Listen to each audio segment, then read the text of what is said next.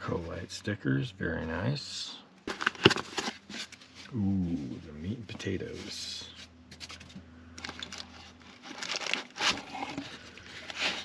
Nicely packed. Look at that light. Very nice.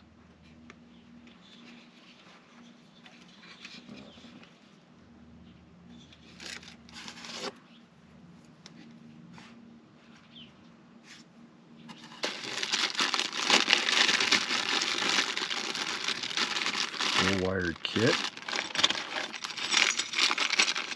And nice hardware.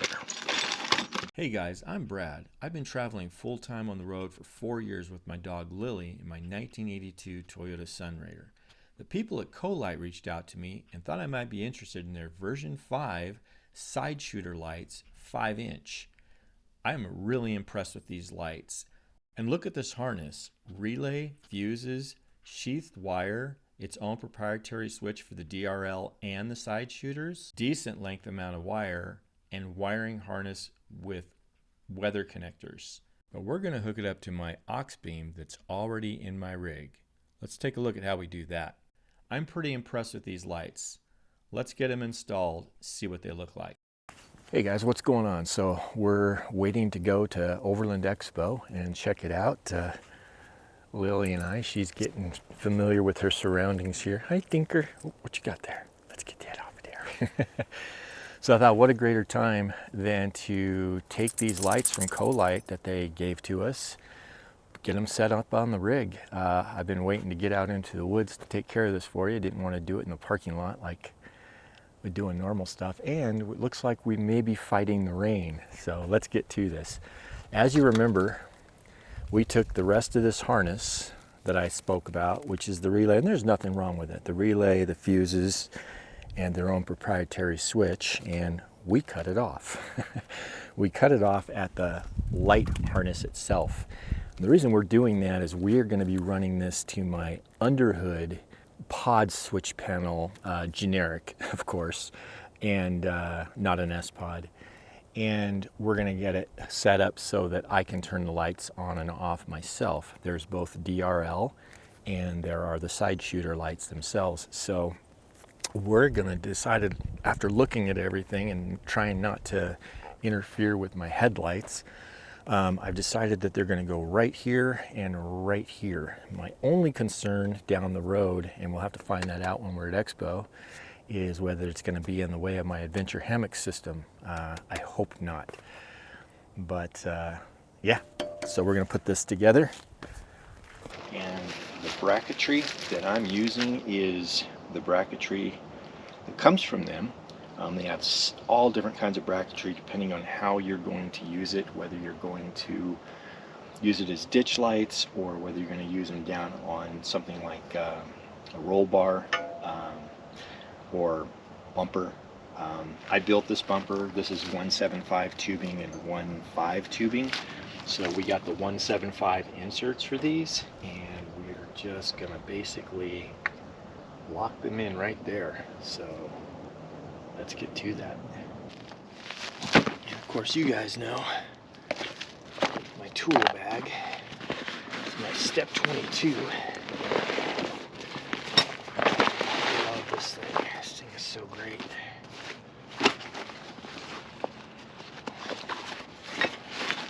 Wrench roll.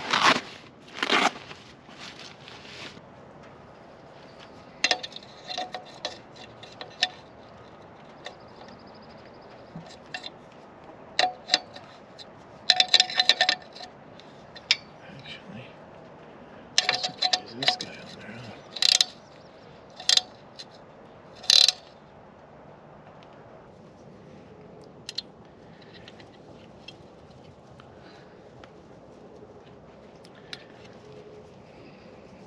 Yeah, make sure that one's good and tight. Yep, perfect. Okay, those are nice and tight.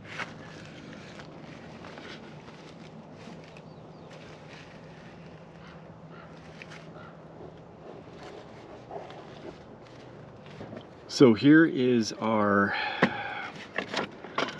box that we use for all of our lights, exterior lights. There's extra fuses in here, which is nice. Now what I'm going to attempt to do is take these wires, there's 3 wires.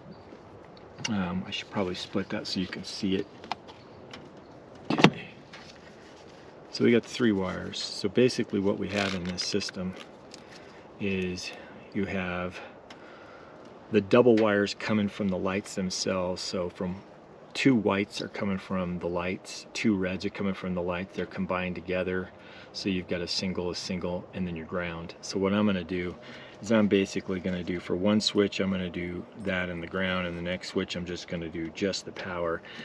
That's going to give me separation for the DRLs and the side lights. It'll take up 2 switches, but I have more than enough. So for now, that's how I'm going to. If I don't use the DRLs, because typically I just have my headlights on because I'm such a, this is my home. I don't want people to hit me. I want them to see me. So if I'm not using the DRLs, I'll wire those together so that they all run it off one switch. There won't be any problem. Just fuse accordingly. We're going to cut it to size so that it fits in there nicely, but just for testing to make sure everything works properly the way we want it to, in case I do have to rewire this and use all the original stuff, which would be a bummer, but I shouldn't. This should work fine. So I'm going to get the tools that I need for this. These guys off real quick.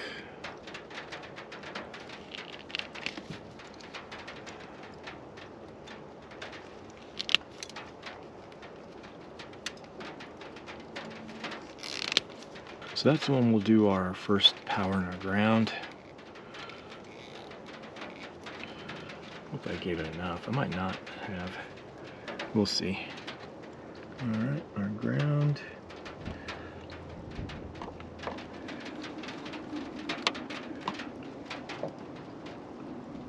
Power on this one. And it's fused properly. Oh, that's a 20 amp. Let's put a 10 on there. Alright, so we got it set up there. We'll take you inside, show you how this is set up in the rig itself.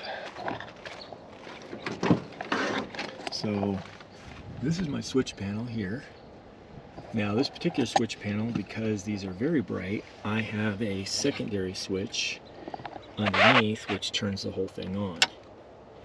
And I can also run it without the power, which is really nice. Now, I don't know which switch this is, so let's see if anything's on. No, nothing is on. And we're just gonna try the switches. Try this one.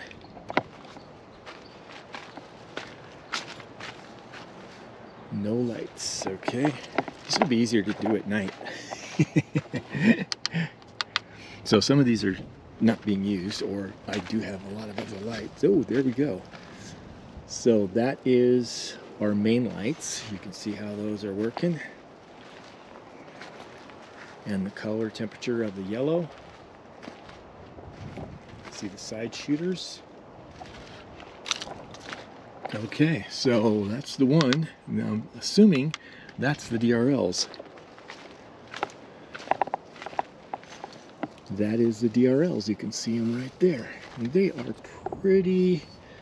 Okay, so they're not even white. They are the same color. I'll have to look at those at night, but more than likely those are going to get tied into the regular light, or at least I will leave that as an option down the road, so that if I get more lights, that I'll have more switch pod locations on my switches. But for now, we're going to put appropriate stickers. So we got DRL and we got the main light. And of course we have to check with Lily. Lily, how'd we do? We do okay? You happy? You happy with your new lights? Yeah? Well, now that we know that Lily improves at the install, let's go ahead and get these things in the dark and see where they really shine. You'll see what I mean. So this is with the lights on, and you can see these are floodlights. And what would you say the distance is on that, those trees? 100 yards? No, 50 yards? You think that's 50 yards? Oh, you're asking me? Oh, I would say that's, yeah, about 50 yards. About 50 yards away, you can see how bright these are. And these are the side shooters. So my friend is parked over here, and you can see how much the side shooters are shooting out the side on these lights. Look at that. I mean, there's like no blind spots with these. It goes all the way over to here. So this is where your ditch lights would pick up over there. But I mean, I could be driving down the road and absolutely see everything with these, just these two lights. And coming back, this is really going to be bright. Yeah, those are some bright lights. And Lily's coming to see what we're doing. What you doing, Stinker? Huh? Lily coming out of the light? Wow. You can see 100 yards, really. Yeah, you really can. I mean, that is really far. Holy cow. And that's a nice pattern. I love that beam pattern. And I'm going to show you, hopefully. So it's on. That's off. On. Off. On. And this is my light bar that's on top. So between the light bar and then my fronts, well, you can barely even see those. Yeah, wow. That's amazing. So these are the DRLs, and it's funny because DRL is daytime running light, and you could not see these during the day, but at night these things shine. I really dig them. If you'd like a set of your own CoLight 5-inch V5 series yellow beam side shooter lights, I got a link down below for you. And I'm pretty impressed with these lights. But for now, we got to get back on the road, and man, do they look good on my rig. See you next time.